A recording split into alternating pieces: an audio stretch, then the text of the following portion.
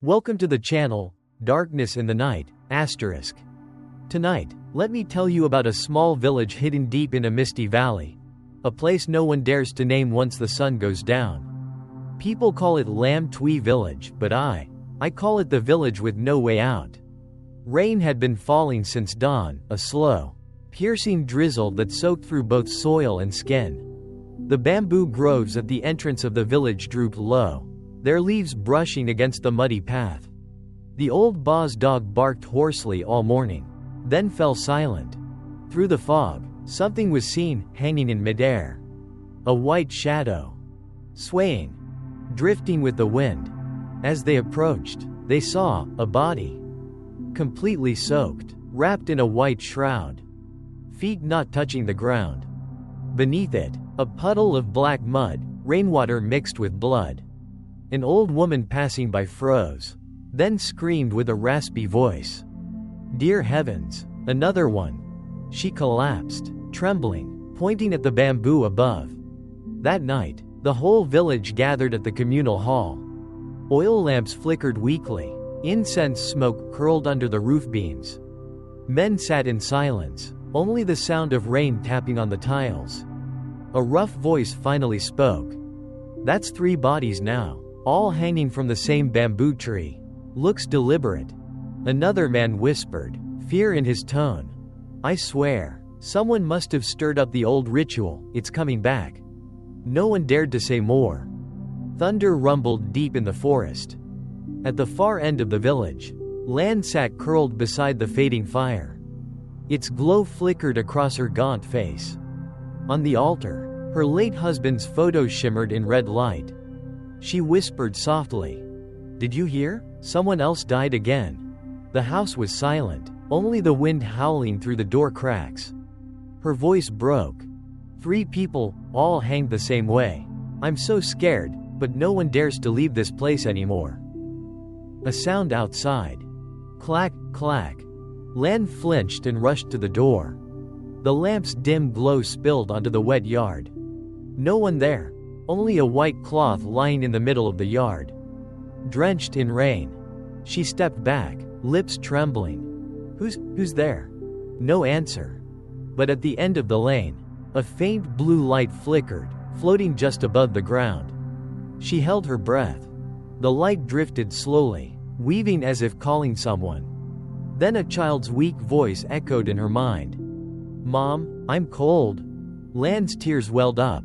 "My child, is that you?" She followed. Her bare feet sank into the freezing mud. The pale flame led her beyond the village, along the foggy bamboo path. Each stalk creaked and bent in the wind. Lan stopped at the largest bamboo tree, the same one where the last body was found. The old shroud still hung there, fluttering. Suddenly, the blue flame shot upward, straight into the white cloth. The bamboo shuddered violently. A chilling gust swept down. The voice spoke again, clearer now. "Mom, why did you leave me?" Lan fell to her knees, sobbing. "No, I never left you, my baby." Then she saw, under the bamboo roots, a small cracked urn.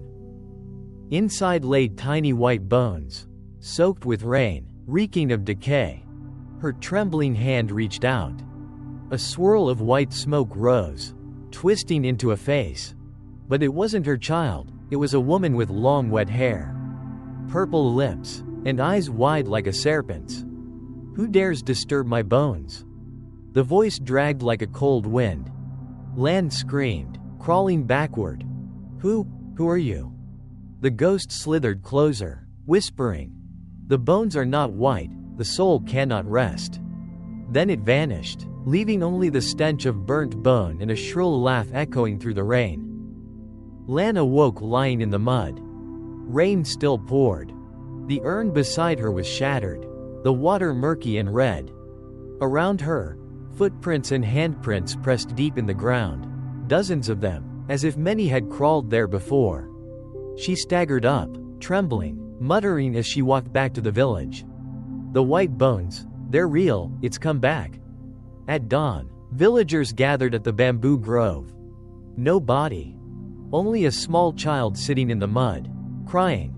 The ghost light called Mama, the ghost light called Mama home. Everyone recoiled in horror. An old blind man tapped his cane forward, rasping. The bones are not white, the soul is not at peace. Then he turned toward the mountain and whispered, "The blood moon season is coming again." The temple drum echoed faintly in the distance. Fog wrapped around the paths. And from above, another white cloth drifted down, soft as a butterfly's wing. No one dared to pick it up. That morning, the rain had stopped, but the fog was thick and heavy. The whole village was eerily silent. Lan sat curled in the corner of her house, eyes sunken, wet hair clinging to her cheeks. The charcoal stove had gone cold, leaving only gray ashes.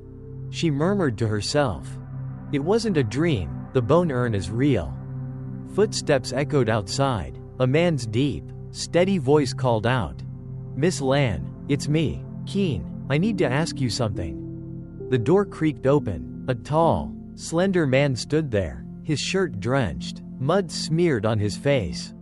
He looked at her and said softly, "You saw the ghost light last night too, didn't you?" Lan nodded, eyes distant. "It led me to the bamboo grove. There was an urn, it broke. Inside, there was a face." Keen fell silent. He placed a cloth bundle on the table and unwrapped it. Inside was an old notebook. Its pages yellowed with age. "I found this in the old scholar's house.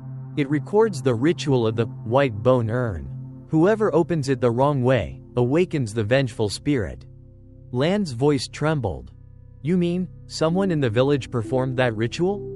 "Yes, and worse, someone is still continuing it." Evening fell. The two walked down the muddy path toward the village shrine.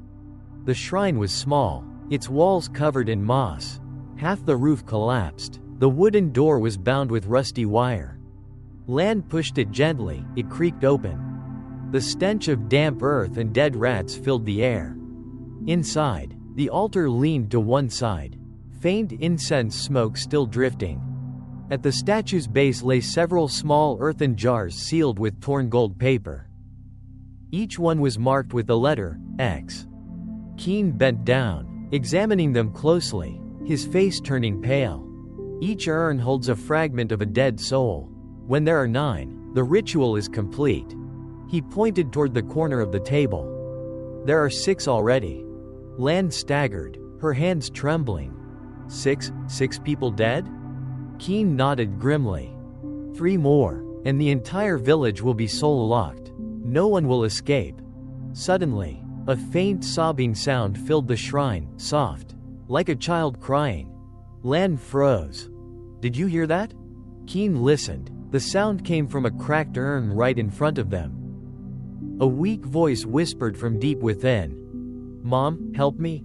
Lan collapsed to her knees, tears streaming down her face. "My child, is that you in there?" She touched the mouth of the urn. A cold mist seeped out, sliding between her fingers, draining the color from her skin. Keen grabbed her arm, shouting urgently, "Don't, that urn is sealed with blood. Touching it calls the spirit back." But it was too late. The urn began to tremble violently. The crying turned into a piercing shriek. The gold seal tore apart. White smoke burst out, swirling across the shrine ceiling. A shadowy figure took shape, wrinkled face, mouth stretched unnaturally wide. A whisper slithered through the air. "Who dares disturb my urn?" The shrine shook, dust falling like rain. Lan screamed and bolted outside, dragging Keen with her. They sprinted through the yard, the chill clutching at their backs. They stopped by the bamboo grove. Lan gasped for breath, her heart pounding. It came back to life. Keen looked toward the shrine, his expression grave. That wasn't a common ghost. Someone is feeding it. Each urn is an offering. An offering? To whom? To the Soul Eater. The wind rose, rustling through the bamboo leaves. A shrill laugh echoed through the mist. Lan clutched Keen's arm, eyes wide with fear. "Did you hear that? Who's laughing?" "Not a person," he said quietly. "That's it." From the thick fog, a dark figure emerged. The person wore an old brown robe, hair hanging over the face. In his arms was a large earthen urn, white smoke curling from it like mist. His raspy voice croaked. "The seventh urn is ready." Lan stepped back, trembling. Who are you?" The figure lifted his head. His face was pale as paper, eyes sunken deep into shadow. "I am merely the keeper of the urns. But when all 9 are complete, you'll understand what the village with no way out truly means." He let out a rough laugh, turned, and vanished into the fog as if he had never existed. Keen gripped Lan's hand tightly, voice low. "We have to stop him before the 9th urn." Lan's lips quivered, turning pale. "But how, when everyone in this village has already been chosen by the curse?" Night fell once more. From the forest, blue flames appeared, more than the night before. Dogs howled, the wind screamed through the bamboo walls. On the shrine's roof, white smoke gathered into a human shape, eyes glowing red like burning coals, staring straight toward the village. That night, Lan couldn't sleep. The wind slipped through the thatched roof, and the creaking bamboo outside sounded like someone groaning in pain. She clutched her chest, trying to force herself to rest, but the image of the cracked urn and that weeping voice in the wind kept circling in her mind. Then, a knock at the door. 3 knocks, slow, even. She bolted upright and stared toward the entrance. Outside was pitch black, the oil lamp flickering weakly. "Who's there?" A raspy voice called from beyond the door. "Open up, Miss Lan, I know you're afraid. I came to talk about the white bone urn." Lan walked slowly toward the door, her hands trembling as she slid the latch open. Standing there was the blind beggar, the one who always sat outside the shrine every morning. He wore a torn conical hat, his raincoat soaked through, milky eyes staring into nothing, a faint smile on his scarred lips. She whispered, "Who are you really? How do you know about the urn?" The old man tapped his cane, his voice low and rough. "Because I was the one who made it." Lan stepped back, face pale. "What did you just say?" He slowly entered, settling near the hearth, stretching his hands toward the weak flames. The firelight flickered across his scarred, hollow face. "Years ago, I was a student of Master Tong, the first to create the white bone urn. But the ritual was forbidden, because it required fresh human bones, and it trapped the soul before it could move on." Lan froze in horror. "Then why are you still living in this village?" The blind man chuckled, the sound dry and brittle, like bones grinding together. "Because I am the keeper of the final urn. If I leave, that spirit will escape." "What spirit?" "Madame Huyen, the woman the villagers burned alive for witchcraft. She became the soul eater." Thunder rolled in the distance. The fire flickered, light sweeping across the old man's face. Lan swallowed hard, her voice shaking. "You mean, the soul eater is real?" "Real enough. It lives inside the largest urn buried beneath the bamboo at the village gate. Every time it rains for 3 days, the urn opens, and it's set free. Anyone who touches the white bones will have their soul drained." He reached into his coat and pulled out a folded black talisman covered in dust. "This is a sealing mark. Keep it if you want to live." Lan accepted it. The paper was ice cold, as if it had human breath. She asked softly, "Is there any way to break the curse?" "Yes, but you must burn the final urn when the blood moon rises." "When will that be?" The old man lifted his clouded eyes toward the ceiling. "In 3 nights. Suddenly, the door burst open, wind howled inside, extinguishing the fire. A faint child's voice called from the darkness. "Mom, I'm cold." Lan shuddered, clutching the talisman tightly. The blind man turned toward the sound, his voice sharp. "That's not your child. It's it, trying to lure your soul."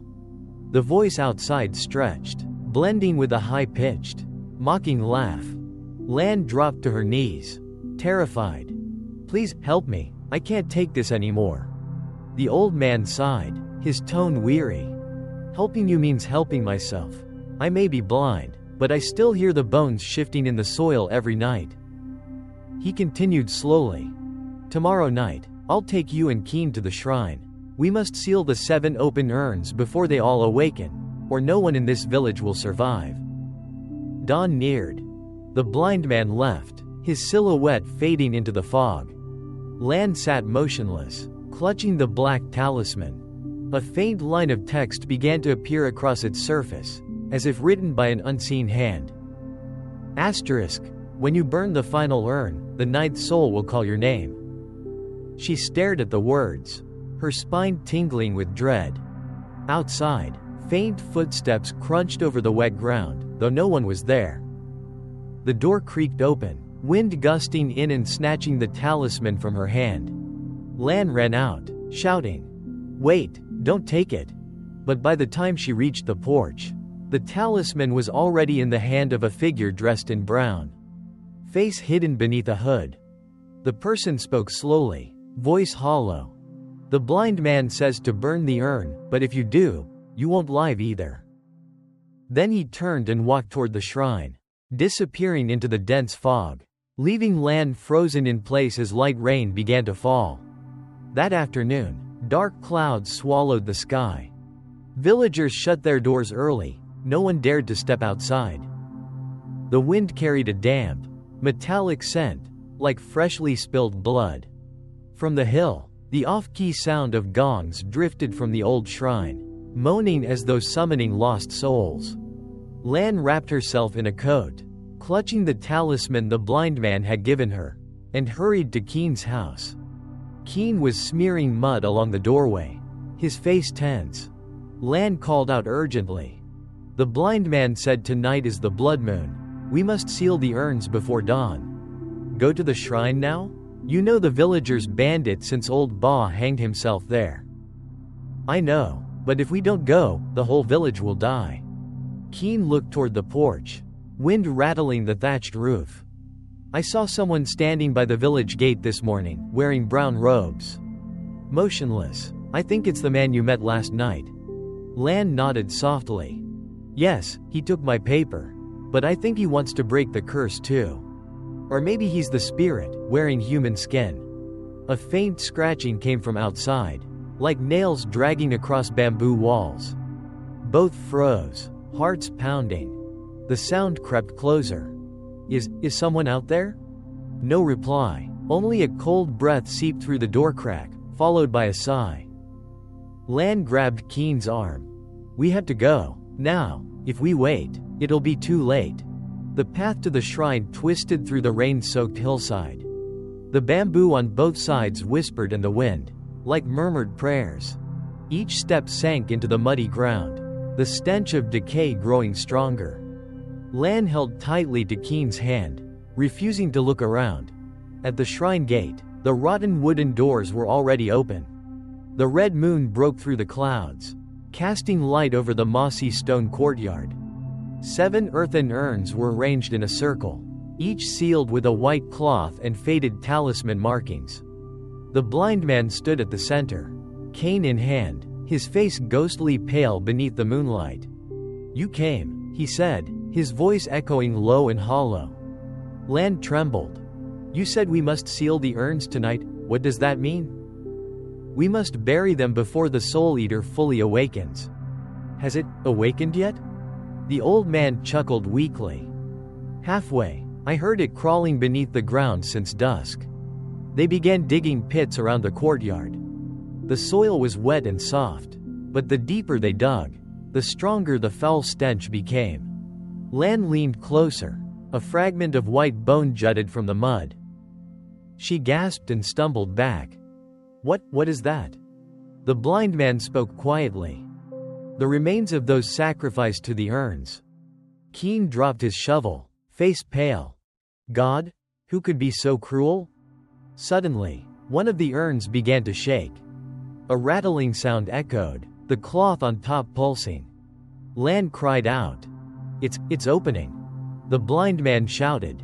Back away. Don't let the wind blow between your body and the urn. Keen pulled Lan to the wall. From the urn's mouth, White smoke erupted, twisting into a human shape. A woman's voice wailed through the air. "Give me back my body." Lan covered her ears, but the sound crawled straight into her mind. "What do we do?" she screamed. "Burn the urn. We have no oil. Use blood. Only living blood can seal it." Lan bit her hand, letting blood drip onto the ground, then threw the talisman into the fire. Flames burst up, crimson bright. A sharp hiss filled the air, like bones snapping.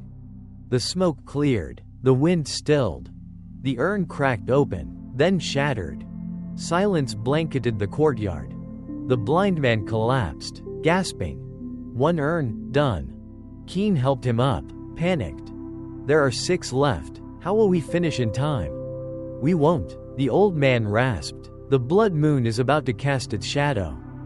Just then, the bamboo outside began to creak. Dark shapes crawled from beneath the trees, twisted. Broken figures moving like disjointed puppets. Lan backed away, whispering, "They're the soulless corpses." They slithered across the ground, mouths wide, eyes blank and white. The blind man gripped his cane tightly. "Don't fear, their souls are bound by the Soul Eater's will." The wind roared. A chilling laugh echoed across the shrine. From the rooftop, a figure in brown robes appeared, face hidden, voice thin as a breath. "Why destroy the urns, when you already belong inside them?" Lan's spine went cold. She turned to Keen, her voice breaking. What does he mean?" The blind man tilted his head, whispering, "He's right. When the ritual began, every villager's name was written into an urn." Lan's eyes widened. "Then if the urn burns, we die too?" He nodded slowly. "Yes, but if it doesn't burn, no one will survive." The blood moon glowed brighter. The robed figure spread his arms, chanting in a guttural, ancient tongue, words that tore through the air. The remaining urns rattled. The ground split open, white smoke billowing upward. The blind man shouted, "Lan, hold the talisman." She lunged forward, but the wind howled. The paper was ripped from her grasp and dropped into the largest urn. Smoke rose. From within, a figure slowly lifted its face. It was Lan's younger sister. She froze. "Hong, why are you here?" The voice from the smoke trembled. "Sister, you forgot? I'm the 9th soul." Lan collapsed, tears mixing with the rain. The blind man screamed, his voice breaking. "Don't let it call your name. If it does, the curse will be complete." The smoke coiled tighter around her, Hong's voice growing clearer. "Sister, don't leave me." Lan shook her head, trembling. "No, don't." A violent gust swept through. The fire died instantly. The sound of bones clattering echoed through the shrine. And then, all fell silent. The next morning, the rain had stopped. The old shrine was nothing but ash and shards of broken clay. Lan sat motionless in the courtyard, her clothes covered in dirt, her eyes hollow and distant. Keen and the blind man were rebuilding the bamboo fence, trying to keep strangers away. The blind man's raspy voice broke the silence. 3 urns shattered, 4 remain, but the largest one, it's already opened. Keen frowned. "That man in the brown robe, who is he?" The old man's face sank with weariness. "He might be the previous keeper of the Soul Eater." "You mean, he's not alive?" "He hasn't been human for a long time." Lan lifted her head, her voice hoarse. "I saw Hong, my sister, inside the smoke." "Yes," the old man replied softly. "I heard her call too." "But why was she inside the urn?" "She died last year, and her body was never found." The blind man sat down beside her, speaking low. "The girl was sacrificed." "What?" "In this village, every child born on the day between seasons is believed to carry the soul mark. If it's a girl, they offer her as a sacrifice to keep the village safe from evil." Lan's eyes widened, tears streaming down her face. "You mean, the villagers killed her?" "Not the villagers. Your mother agreed to it." The world went still. Only the wind hissed through the roof cracks. Lan lowered her head, fists trembling. My mother, why would she do that? She was deceived by the Soul Eater. It promised to save your father's dying life, in exchange for a pure soul to imprison in the urn. Oh God? Lan sobbed, choking on her grief. Keen stood frozen, unable to speak. After a long silence, Lan wiped her tears and whispered, "Then I must save Hong." Save her? How? By finding the original urn, the first one Lady Huyan created. Inside it lies the spirit of the first conjurer. If that urn is destroyed, all trapped souls will be freed. The blind man sighed deeply. That path is dangerous. The original urn was buried in the graveyard behind the village, beneath the rootless banyan tree. I'll go. No, Lan. I have to. If I don't, my sister's soul will never rest. By dusk, the three of them carried oil lamps and shovels, sneaking toward the graveyard. The tall reeds swayed in the cold wind. The moon had not yet risen, but the thick fog made the night glow pale. They stopped at the rootless banyan. Its trunk was bare and hollow, thick as two men's arms joined together. Lan planted the lamp in the ground, glancing around. The air felt heavy, dense, damp, and suffocating, like the breath of the dead. Dig. Keen dug a few times before the shovel hit something hard, clack. A corner of an earthen urn peeked out, covered in green moss. The blind man reached forward, his face drained of color. It's the one. Lan leaned closer, seeing a faint crack across the lid. Inside, something glowed dimly white. Open it. The blind man shook his head. No, once opened, the spirit within will escape. I want to ask it why it cursed my village, why it killed my sister. She pried the lid loose. A gust of freezing air burst out, snuffing the oil lamp. In the darkness, a woman's voice rose, soft yet deep, echoing from beneath the earth. I've been waiting for you. Lan. Lady Huyan. You know my name, that means you bear the mark. Lan's voice trembled. Why did you kill my sister? I didn't. It was your blood that summoned her death. I don't understand. On the night your sister was born, you held her hand and prayed. Asterisk, let this village be safe. That wish was the sacrifice. Lan froze. No, I was just a 10-year-old child. But your words unlocked the seal, and the ninth soul chosen was your sister. Lan collapsed to her knees, tears mixing with mud. Keen grabbed her arm, shouting, "Don't listen, it's deceiving you." But the voice from the urn sang on, rhythmic and calm. If you wish to save her, give me your life. Only a blood relative can replace the sacrificed soul. The blind man cried out. No, it's a trap. Lan whispered, eyes burning red. If I die, will the curse end? Yes. Then, she pulled a small knife from her pocket, her hand trembling. Keen seized her wrist. No, there are still 4 urns unsealed. If you die, who will finish it? Lan looked at him through tears. You will. I trust you. The ground trembled. A shrill hiss echoed across the graveyard. The urn split open, a blinding white light erupting. A figure stepped out, wearing mourning robes, long hair hiding her face. Lady Huyan's voice deepened. You've made your choice, Lan. Lan raised her head, gripping the knife tightly, a faint smile on her lips. You're wrong. I didn't choose death. I chose to return everything to the light. She plunged the knife into the urn. A thunderous explosion shook the ground.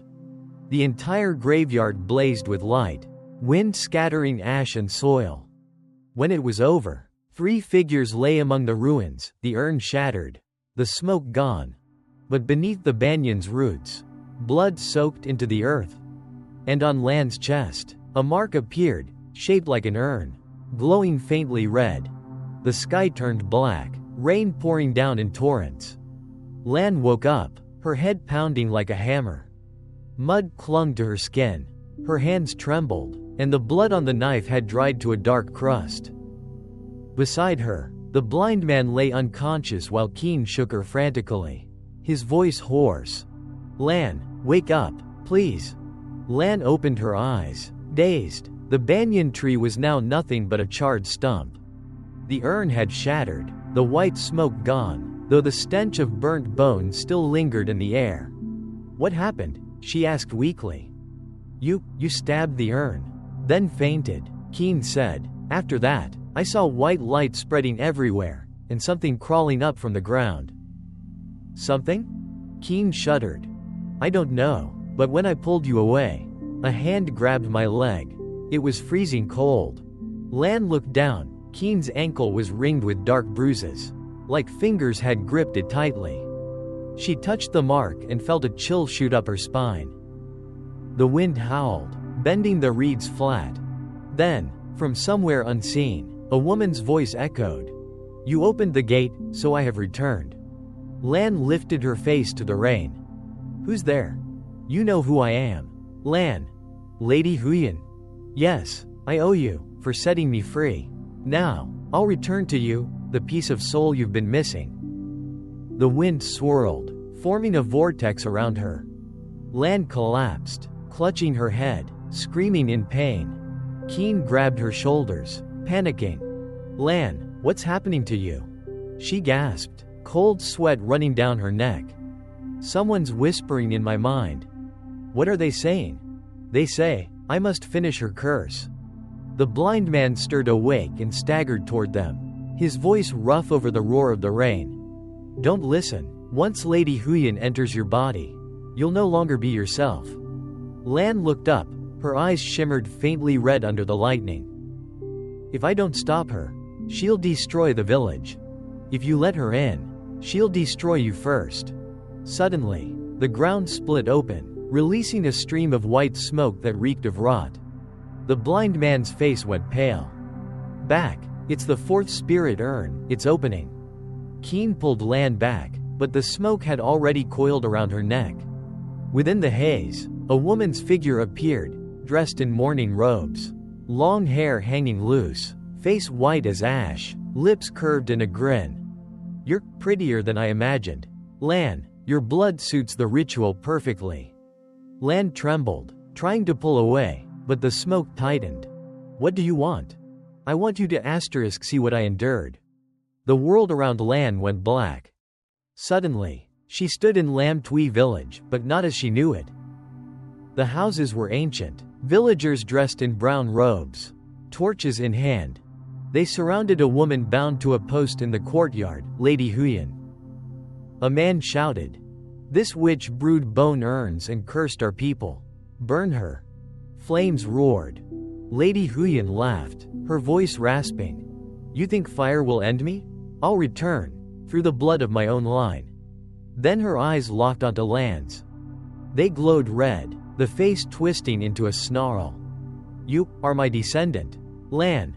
Lan stumbled backward. No, that's impossible. I'm not from your bloodline. My bloodline changed names long ago. The Lam family, your family, is mine. The fire blazed higher, then everything dissolved into darkness. Lan fell hard into the mud, gasping for air. Keen held her up, terrified. Lan, wake up. The blind man gripped his cane, his cloudy eyes fixed on the cracked urn. It's done, he muttered. The curse has chosen its heir. It's passed to her now. That night, villagers heard the beat of a funeral drum echoing from the bamboo forest, though no one had died. Roosters crowed off-beat, dogs howled endlessly. Those living near the shrine swore they saw a long-haired woman sitting by the stream, holding an urn, smiling faintly. By morning, a charcoal drawing had appeared on Lan's wall, the image of a white bone urn, bleeding red from its rim. The blind man saw it and sighed heavily. Lady Huyen has returned. Keen asked in a whisper. What do we do now? 4 urns remain unopened. If they all break, the Soul Eater will be whole, and Lan will no longer be Lan. Lan sat silently inside her house, eyes empty. The voice in her head whispered softly, like a breeze. Help me, Lan, help me avenge what was done. When it's over, I'll give your sister's soul back. Lan clutched her head, tears spilling down her face. Who do you want me to kill? The one who betrayed me. Who? The blind man beside you. Lan froze, her heart pounding. No, that can't be true. The voice replied, cold and calm. You'll see soon enough. He's the one who buried me beneath the bamboo. Lan looked out the door. The blind man was limping across the yard, incense in hand. Her breath hitched, her chest tightened. Outside, the wind screamed through the trees, and the bamboo rattled together, like bones knocking against an urn. The crescent moon hung low, sharp as a blade dripping blood. Lam Tui village had fallen silent again. No barking dogs, no croaking frogs. Only the wind, whispering through the haystacks, carrying the damp scent of earth and of human breath. Lan sat alone inside her house, facing the altar. 3 incense sticks burned halfway down, their smoke coiling around her hollow, gaunt face. On the wall, the drawing of the white bone urn still glowed faintly red, as if freshly painted with blood. She murmured under her breath, Lady Huyan, I did what you asked. I burned 3 urns. Now, please, spare the village. The woman's voice echoed in her mind again, cold as steel. There's still the 4th urn, beneath the bamboo behind the blind man's house. You know where it is. Lan. Lan gripped the edge of the table, eyes shut tight, breathing hard. I won't do it anymore. I'm tired.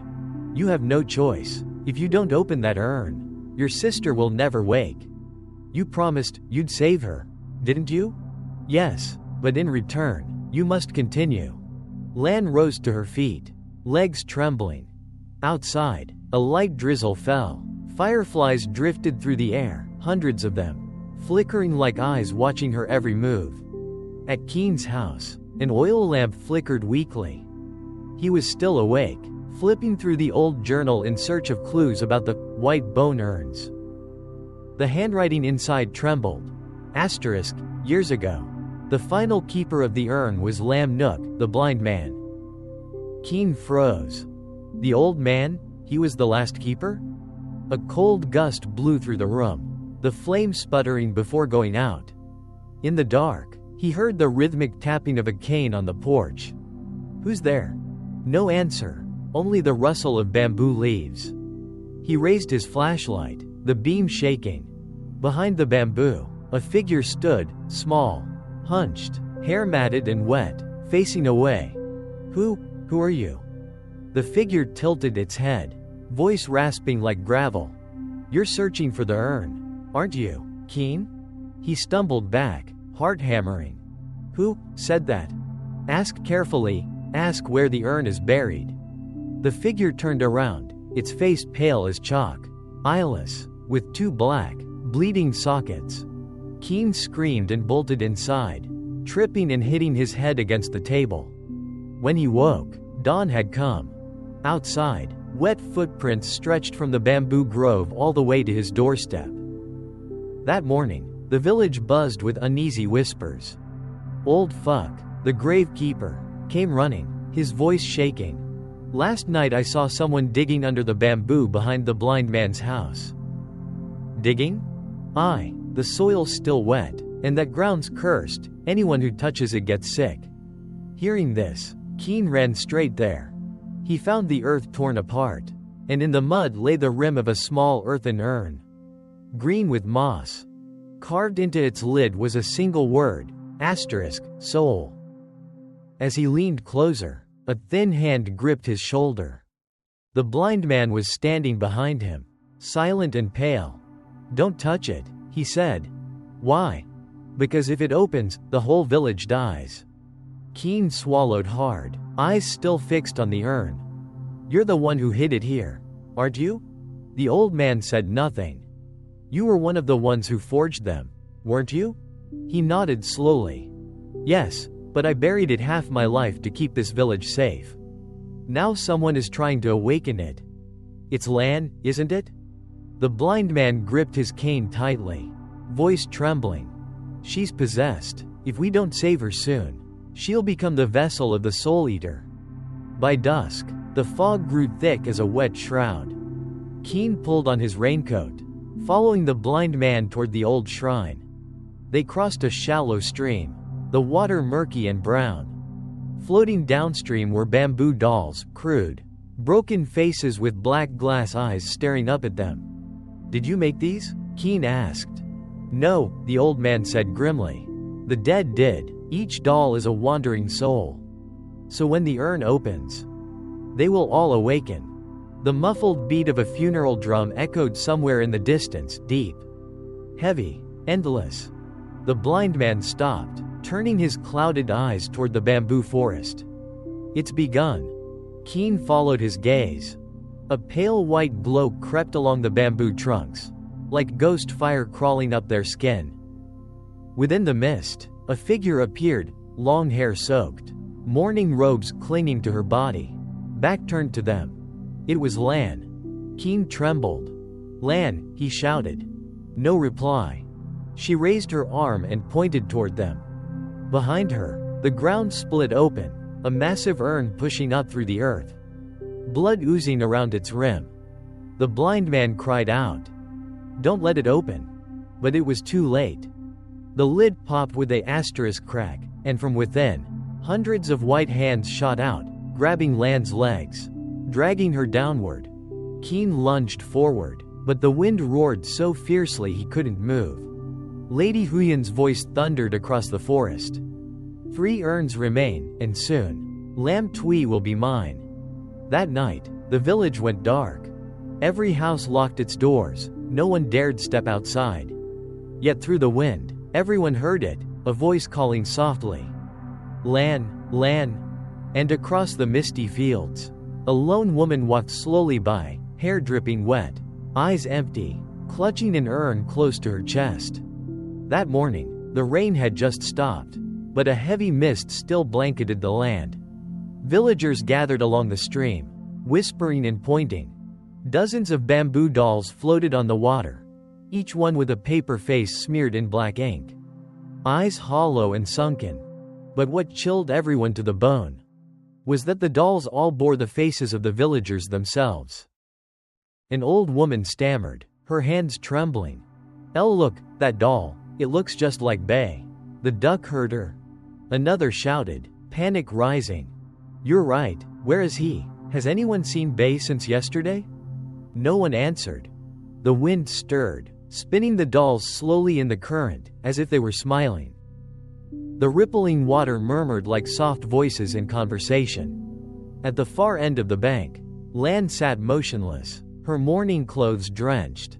In her arms, she still held a small clay urn, its lid cracked open. From a distance, Keen watched in silence, heart heavy as stone. "She's still alive?" he whispered. The blind man beside him replied softly, "Alive, yes, but only the body. Her soul is being replaced." "What do you mean?" Keen asked. "When an urn opens, the soul eater needs a vessel to stay in this world. It chooses the one closest in blood to Lady Huyen, that's Lan. Can we still save her? If we're fast enough, but we must find the 5th urn before it opens on its own." By evening, the rain returned, pounding hard against thatched roofs. Villagers hurried to shutter their doors. Yet through the storm, the muffled beat of a funeral drum echoed from the stream, slow, steady, relentless. Thump, thump, thump. Then came a woman's eerie voice, singing softly. Asterisk, who crosses the stream, bring my soul along. Rotten bamboo, drifting dolls, bodies not yet cold. Children clung to their mothers, crying. The elders muttered prayers with shaking lips. Everyone knew, the night of the floating dolls had begun. But Keen refused to hide. He grabbed a lantern, pulled on his raincoat, and ran through the muddy path toward the stream. Rain lashed his face like needles. He shouted until his voice cracked. Lan, Lan, where are you? When he reached the bank, his flashlight beam cut through the mist, revealing a faint figure sitting in the water. Long, drenched hair hung over her shoulders. She held a bamboo doll in her hands, her lips moving as if singing a lullaby. Lan, what are you doing? He called. She turned slowly, Her eyes hollow, lips pale. They're cold, Keen, so cold, I had to send them down the big river. Keen's heart raced. You're letting the dolls go? They're not dolls, they're people. The villagers. What are you saying? Each time an urn opens, a soul is trapped inside a doll. I'm only helping them move on. She smiled, a twisted, sorrowful grin. Suddenly, behind her, a large bamboo doll rose from the water, hair tangled with reeds. Its face smeared with fresh blood. The doll opened its mouth, and a real human voice rasped out. Help me, Lan. The sound gurgled and died. Keen, horrified, waded in to pull Lan ashore. But she jerked away, her eyes glowing red. Don't stop me. If they don't leave, the Soul Eater will consume every last one of them. Lan, you're already under its control. She froze, tears mixing with rain. I don't even know what's real anymore. Keen, I hear laughter in my head, and children crying. The wind surged, pushing the dolls faster downstream. Their wooden heads knocked together, clack, clack, clack, like breaking bones. The funeral drum pounded again, faster, louder. On the opposite bank, the blind man appeared, shouting through the storm. Get out of the water. It's coming. The stream swelled, swirling into a violent whirlpool. At its center, a massive shadow rose, shaped like a woman, hair trailing into the current, hands clutching white bones. Lady Huyen. Her voice rolled across the storm. 2 urns left. Lan, when your blood seals the ritual, Lam Tui will be mine. The blind man braced himself on his cane, chanting ancient incantations. Wind howled, snapping bamboo like matchsticks. Keen grabbed Lan, trying to pull her back, but she struggled, screaming. She told me to open the 5th urn. If I don't, my sister's soul will be torn apart. Lan, listen, there is no trapped soul, it's how she tricks you. Lan went still. The wind fell silent for a heartbeat. Then she cried out, her voice raw and broken. I don't believe you, I have to see it myself. She tore free and plunged toward the half-buried urn rising from the current. Keen rushed after her, but the urn burst with blinding white light, lightning flashing from its rim. Everything went black. When Keen came to, dawn was breaking. The stream was nearly dry. Bamboo dolls lay stranded along both banks. Lan was gone. Only a new clay urn remained, half buried in the mud. Carved on its lid was a single word, blood. Keen picked it up, his hands shaking, tears spilling down his cheeks. Lan, where are you? From far away, the blind man's cracked voice echoed through the mist. She's gone, boy, the 5th urn has been opened. Thunder rolled across the sky. The clouds burned red like blood. And from deep within the forest came a coarse, rasping laugh, long and endless. The night was pitch black. No moon, no stars. Thick clouds hung over Lam Tui Valley like a wet shroud pressing down on the earth. Keen stumbled along the muddy streambank, clutching the urn engraved with the word blood. Water dripped from his clothes, mixing with the cold, slick mud. Behind him, the blind man followed slowly, leaning on his cane, his breath ragged. Stop, Keen, the old man wheezed. If that urn opens, Lan will be lost forever. And if it doesn't, she'll never escape the Soul Eater's grasp. Keen shot back. You think you can save her? That thing isn't human. It's older than this village itself. Keen turned, the flicker of the oil lamp casting light across the blind man's scarred face, glinting in his milky eyes. You know what it is, don't you? The old man said nothing. You've kept this secret from me long enough. Tell me, before it's too late. The wind howled through the bamboo grove, the stalks creaking like bones grinding together. The old man trembled. The Soul Eater is the remnant spirit of Lady Huyen, trapped inside the white bone urns. Every generation, it chooses a host to inhabit. Lan is the 6th. The 6th? Yes, the 5 before her died mysteriously. Each time it awakens, Another urn opens. Keen gripped the urn tighter, his heart pounding with fear and fury. So this whole village has lived under her curse? Yes, and tonight, if the final urn opens, no one here will remain human. The wind rose in sharp bursts. From afar came the dull thud of a funeral drum, but this time, it seemed to echo from beneath the ground. One by one, the houses in the village went dark. Only a faint white glow seeped from the bamboo forest, glimmering on the black surface of the stream. The blind man whispered, "Do you hear it? The sound of the earth breathing. When it breathes, the urn is about to open." Breathing? Yes, each time before an urn unlocks, the ground steals the breath of the living nearby, in exchange for one breath of its own. A chill ran down Keen's spine. Cold sweat gathered on his forehead despite the freezing wind. Then, the ground began to tremble softly. Out in the mist, a figure appeared, walking slowly into the middle of the stream. It was Lan. She wore her mourning robe, barefoot, hair soaked and clinging to her face. In her arms, she held a clay urn close to her chest, lips moving soundlessly. With every step she took, steam rose from the water around her feet. "Lan!" Keen shouted, voice cracking. She turned toward him, eyes glowing white, her pupils gone. "Keen, why haven't you left this place?" "I'm not leaving without you." "It's too late. She's inside me now. I can hear the heartbeat of the earth." The blind man stumbled forward, pulling a strip of old yellow cloth from his robe and throwing it on the ground. "Place the blood urn here. Hurry."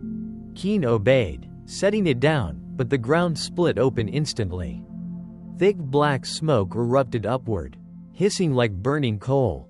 Lady Huyan's voice echoed all around, both inside their heads and across the forest. "You can't defy me any longer. Old blind fool. You trapped me for 100 years, now it's my turn to trap you." The wind screamed, flinging dirt into the air. A searing red light burst from the crack, coiling around Lan's body. She screamed, clutching her head. "Keen, it's pulling me down." Keen rushed forward, seizing her hand, his skin burning where they touched. "I'm not letting go. Even if I die, I won't let go." The blind man shouted. "Call her true name, now." Keen yelled at the top of his lungs. "Lam T. Lan, listen to me. You're human, not it." Lan trembled, gasping for air. The red glow in her eyes began to fade. But from the ground rose a monstrous shape, a towering shadow of black smoke with a shattered face. Long hair twisting like ropes around its neck. The Soul Eater. It didn't roar. It smiled. A cold, silent grin that shook the air itself, rattling the earth like a thunder drum.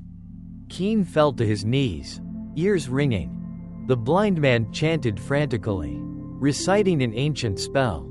The black smoke swirled around all three of them, then condensed into the urn. Suddenly, Lan lifted her head. Her eyes were clear again. She looked at Keen and whispered, "If I don't make it, you must burn the rest of the urns." "No, don't say that. I'll get you out. Promise me." "I promise." She smiled softly, then shoved the urn deep into the earth. A loud crack split the night like lightning. The ground exploded, wind roared upward, and the black smoke scattered into the storm. When it cleared, Keen was kneeling in the mud, clutching the shattered urn in his arms. Lan was gone. The blind man lay collapsed beside the stream, his cane broken in two. The bamboo forest stood silent, until the faint cry of a child echoed through the trees, mingling with the lullaby of a woman's voice. Sleep, my child. The urn is open. Whose soul remains? Whose body is broken? That night, no one in the village slept. The stream was filled with drifting bamboo dolls again, but none bore human faces anymore. Only one doll floated in the middle of the murky water, long hair tangled, clutching a shattered urn in its arms. And when the wind blew through the valley, villagers swore they heard it whisper. Keen. 3 days after the night the urn cracked, Lam Tui village grew eerily silent. No rooster crowed at dawn. No one went to the fields. Only a fine mist clung to the valley, and the bamboo along the stream drooped low, like strands of hair hanging from a corpse. Keen sat motionless in front of Lan's house, his eyes sunken, dark circles heavy beneath them. Before him stood a hastily built altar. The incense smoke mingled with the damp air, forming pale, twisting trails of white. Beside him, the blind man, wrapped in his torn robe, stood quietly, listening to the wind. "You're still here, boy? I don't believe she's dead. You saw the urn split in two. What's left to believe? I can hear her every night. Her voice, it's still here." The old man sighed, his trembling hands searching his sleeve until he found a tiny bell. "If she still calls each night, it means her soul hasn't crossed over. And she calls your name most clearly. Keen. I just want to see her again, even once. You're playing with death. When a spirit's bound to this world, anyone who draws near risks being dragged with it." Keen said nothing. His gaze drifted toward the dark line of bamboo behind the house. The wind howled through it, carrying a sound that was almost like a child crying, high, thin, scraping like a scream behind metal bars. Night fell. The drizzle returned. The ground turned to sludge, mud spilling into the paths. Keen lit an oil lamp and made his way toward the bamboo forest behind Lan's house. The crying grew louder, now close, right beside his ear. Don't leave me. Keen. He froze, breath ragged. "Lan, is that you?" No answer. Only the wind passing through, making the bamboo groan and creak like the labored breath of something alive. He pressed deeper into the grove. Rotting bamboo leaves squelched beneath his feet, each step sounding like brittle bones snapping. The lamp flickered. And there, in the heart of the grove, he saw her. Lan stood with her back to him, her long hair dripping wet, her mourning robe stained with mud. "Lan." She didn't turn. Her voice came out as a whisper. "Don't say my name, they're listening." Keen froze, his heartbeat hammering in his ears. "Who's listening?" She lifted her gaze toward the treetops. There, between the swaying bamboo, hung dozens of straw dolls, dangling by strings, heads stuffed with white cotton. They swayed in the breeze, mouths open, releasing faint, pitiful sobs. Lan turned to him. Half her face was lit by the trembling lamp, the other half dissolved into shadow. Her eyes looked like pools of mist. "They're calling me back to the urn, Keen, but I can't go yet, because you still keep your promise." "I'll keep it. I'll burn every last one." "It won't be that simple. Someone else has already opened the sixth urn." Keen's stomach dropped. "Who?" "Someone from the village, a man with greed enough to challenge heaven. He wants the power of the bone urns to rule this valley." She stepped closer, her icy hand resting on his shoulder. "Leave this place, Keen. When the sixth urn opens, no one will survive." "No, I'll bury it forever." "You don't understand," she murmured, voice breaking. "The sixth urn isn't buried in the earth, it's buried in a human heart." With that, Lan's figure began to fade, dissolving into mist. At that same moment, the sound of children crying swelled all around, 100 voices wailing at once. Then came laughter, shrill, metallic, like a blade scraping across glass. Keen dropped the lamp and ran toward the village. Behind him, the bamboo grove shook violently, stalks snapping one after another. Through the roaring wind, he heard a whisper following him, faint but clear. "The sixth urn lies in the blood of the one who opened it." The next morning, the villagers found Keen unconscious by the stream, soaked to the bone. In his hand was a torn piece of Lan's mourning cloth. And along the muddy bank were footprints, a single line of them, belonging to only 1 foot. That afternoon, a fine drizzle fell over the village. The temple bell at the edge of Lam Tui rang slowly, echoing like a long, weary sigh. The villagers shut their doors, no one dared step outside. Only Keen, weak and pale after waking from his collapse, dragged himself toward the home of Elder Lu, the village chief. Rumor had it that the old man was hiding forbidden relics, artifacts linked to the white bone urns. Elder Lu's house stood on the edge of the bamboo forest, its walls cracked, its roof leaking. Yet, every night, light glowed from within, though no one ever heard a sound. Keen stopped outside and called softly. "Mr. Lu, it's me. Keen, I need to ask you something." No reply. He pushed the door open. It creaked once, then fell silent. The air inside was thick with dust and the overpowering scent of burning incense. On the altar stood 6 clay urns. 5 were shattered, only one remained whole, its lid sealed with a strip of yellow paper. The dim oil lamp cast a murky red glow across the urns. Each one was carved with a single word: blood, spirit, soul, wood, bone, and the last, heart. A chill crawled up Keen's spine. The word heart seemed to pulse, faintly rising and falling, like it had a heartbeat of its own. Then a low, gravelly voice came from behind him. "Why have you come looking for me?" Keen spun around. Elder Lu stood in the doorway, holding a candle. His wrinkled face was marked by deep lines, but his eyes glowed like embers. "I want to know, who opened the 6th urn?" Keen said. The old man chuckled softly, his voice rasping. "And what makes you think it was someone else? What do you mean? Did it ever occur to you that it might have been you who opened it?" Keen froze. "What nonsense are you talking about? I didn't."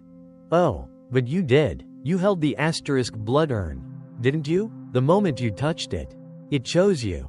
Elder Lu stepped closer, the candlelight revealing a jagged scar running from his neck down to his chest. "I've guarded the asterisk heart urn all these years, waiting for the one who would open it.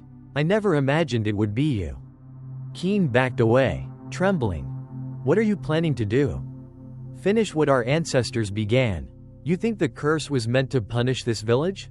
"No, it was to keep the souls of the dead from fading away." "You're lying." "Lying?" The old man's eyes flared. "Then tell me, didn't you hear their cries last night? The weeping you thought was the wind? Those are the voices of the old villagers, begging to live again."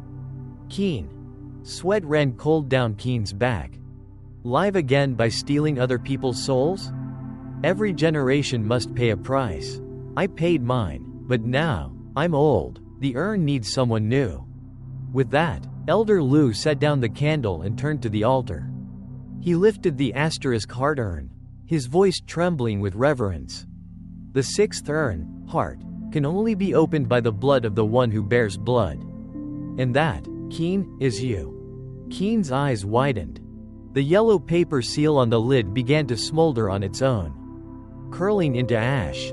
Smoke coiled upward like a black serpent. From within the urn came a faint, rhythmic thump-thump, asterisk like a heartbeat. "Stop it, Mr. Lu." "Too late," the old man hissed. "It's coming." The floorboards trembled, furniture crashed. A sudden gust snuffed out the candlelight. In the darkness, only the asterisk heart urn glowed red, its light spilling over Elder Lu's distorted face. His voice merged with the wind. "The 6th urn is open." "No." Keen lunged forward, grabbing the urn from his hands. The instant his skin touched it, a blinding white light burst forth. A scream split the air, then silence.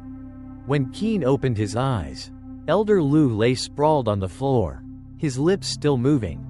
Asterisk, the one who opens the urn, can never close it again. Keen trembled, clutching the urn. It was still warm, pulsing faintly. Alive. Outside, the bamboo rustled in the wind, sounding eerily like laughter. He whispered, "If this is the heart urn, then I'll keep it, until this village no longer cries." But from somewhere in the dark, Lady Huyan's voice drifted through the air, soft as a sigh.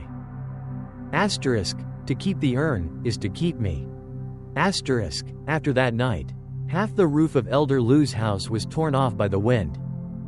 No one in the village dared to go near it. They said that every night, A pale light flickered inside like fireflies. And people could hear Elder Lu talking to someone, though he'd been dead for days. As for Keen, he hadn't stepped outside since that night. He sealed his doors tight and plastered every wall with paper talismans. On the altar sat the asterisk heart urn, still glowing faintly, pulsing softly, as if it had a heartbeat within. Night fell. The wind rattled through the shutters. Outside, the bamboo scratched and groaned like claws on wood. Keen sat motionless, eyes fixed on the urn, his voice hoarse. "Who are you really, and what do you want from me?" No answer. Only a chill spreading through the room, making the oil lamp flicker wildly. Then, in the dim reflection of the mirror on the table, the faint outline of a woman appeared. Her hair long and loose, her eyes closed, her lips curved into a quiet smile. "Lady Huyan?" The shadow nodded slowly. A soft voice drifted out, clear, airy, like wind slipping through a crack in the door. Asterisk. "I did not come to harm you. I came because the blood in your veins is calling me." Keen's hands clenched, his heart pounded hard. "My blood?" Asterisk. "You don't know? Your bloodline carries the Lamb name, the very family that forged the first urn. It was your ancestors who sealed me away." Keen froze. "That's impossible." Asterisk. "Nothing is impossible. You are the last of them. The heart urn only opens when touched by someone of Lamb blood. That is why it chose you." The air grew icy. Moisture gathered on the walls. The urn's glow flared red. Keen gasped, clutching his chest as pain surged through him. His heart felt as if it were being crushed by unseen hands. He slumped over the table, breath ragged. "What do you want me to do?" Asterisk. "Join with me. Once we are one, the urn will close, and the curse will end. No more souls will be devoured." "Join? How?" Asterisk. "One soul, two bodies. I will see through your eyes, work through your hands. In return, you'll see what mortals cannot." Keen trembled. He looked down and saw the clay of the urn cracking open. From the fracture, a droplet of red oozed out, blood. It trickled slowly across the table toward him. He whispered, "If I agree, will Lan's soul finally be free?" Asterisk. "Yes, I will return her spirit to where it belongs." The wind outside fell silent. After a long pause, Keen tightened his fists and murmured, "All right, I accept." The lamp went out. Darkness swallowed the room. In that black void, the sound of the urn's heartbeat grew louder, slow, then faster, until it matched his own. Asterisk. "Good. From this moment on, you are the keeper of the asterisk heart urn." A flash of light erupted. The urn split open. A stream of white mist rose, coiling around Keen's head before plunging into his chest. He collapsed, body trembling violently. From afar, the bamboo forest swayed all at once, the rustling rising into a long, ghostly hiss that swept through the valley. Among the trees, a figure flickered, long-haired, smiling faintly. The next morning, villagers saw Keen walking through the market at dawn. He still smiled, still greeted them, still spoke politely as always. But his eyes now gleamed with a strange gray sheen, and his voice carried something new, gentle, soft, but cold. That afternoon, a child saw him sitting before Elder Lu's ruined house, murmuring to himself, Asterisk. The urn is closed, but the door between worlds is open. Asterisk. The night of the full moon. Mist blanketed every path. The village was so silent it felt like even the air had stopped breathing. No one dared to step outside. Only the mournful howls of dogs echoed from the far end of the hamlet. Lan returned, after days of being thought dead. Her body was frail, her clothes torn and muddy, her hair matted with earth. Yet her eyes still shone, holding onto the faint flame of a living soul. She walked slowly toward Keen's house. Moonlight filtered through the bamboo leaves, falling on his face as he sat in the courtyard beside the broken heart urn. He smiled faintly and whispered, "You came back. I knew you would. Lan looked at him, heart aching. Keen, you've changed. Your eyes, they're not human anymore. I'm still me, he said softly. The only difference is, now I can see everything clearly. He pressed his hand to the ground. From the damp soil, dozens of tiny glowing lights rose up, flickering like ghostly fireflies. They haven't moved on, Lan, they're all trapped inside the urns. Don't you see? So that's why you let her possess you? I had no choice. It's the only way to seal the curse. The wind surged. The bamboo screamed like someone crying. From the forest, the straw dolls drifted out along the stream. Each had a different face, some smiling, some crying, some with no mouth at all. Lan shuddered. Dear heavens, those are souls, souls torn from their bodies. Yes, and now they're coming home, to reclaim what was stolen. The moon turned red, staining the sky like blood. Through the roaring wind came a woman's voice, low, trembling, half laughter, half weeping. Asterisk, you've done well. Keen, now, open the door. Let me out. Lan screamed. Don't listen to her. If you open it, the whole village will be devoured. Keen clutched his head, veins bulging. She's right, I can hear them calling, so many souls crying inside me. Asterisk, just open the door, and it will all be over. Lan lunged forward, grabbing the half-broken heart urn. No, Keen, to save them, we have to burn it. You must cut the bond between you and her. He fell to his knees, gasping. His eyes glowed red, his lips turned blue. If you burn it, I'll die. I know, but if I don't, everyone else will. Tears streamed down her face, mingling with the mist. She grabbed a half-burnt incense stick and threw it into the urn. Flames erupted, blazing crimson. A piercing scream tore through the air. The wind howled, the earth shook. From Keen's body, black smoke burst forth, swirling into the shape of Lady Huyan's face, twisted, furious, hollow-eyed. Asterisk, I've waited 100 years, just to return. You dare burn me? Lan stepped back, trembling but resolute. Every hatred must end. You were wrong to bind souls in your urns. Asterisk, I was not wrong. It was they who betrayed me. Maybe so, but vengeance only breeds more curses. She closed her eyes and whispered the incantation the blind beggar once taught her. Asterisk, bone to earth, soul to sky, fire to ash, and wrath to the river. The flames roared brighter, then exploded. A blinding white light filled the courtyard.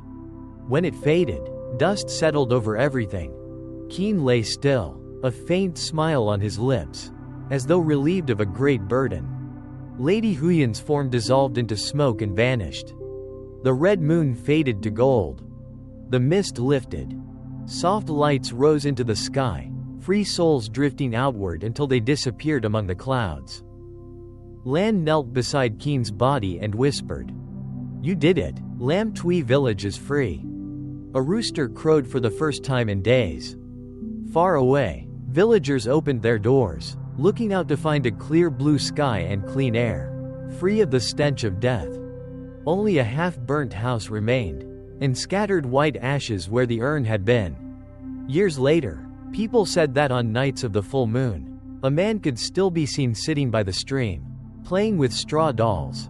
He smiled gently, sometimes murmuring, The door is closed, but I'm still here, watching over the village. They say that man was Keen, the final keeper of the urn. His soul had merged with the land, his gaze still guarding everyone who passed through the misty valley of Lam Tui. This story has come to an end. Thank you for listening until the very last moment. If you enjoyed it, please give us a like and subscribe.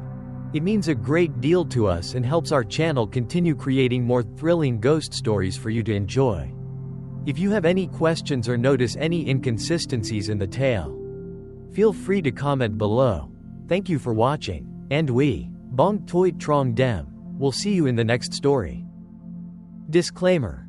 The content in this video is a work of fiction designed purely for entertainment purposes, aiming to bring audiences a chilling yet immersive storytelling experience.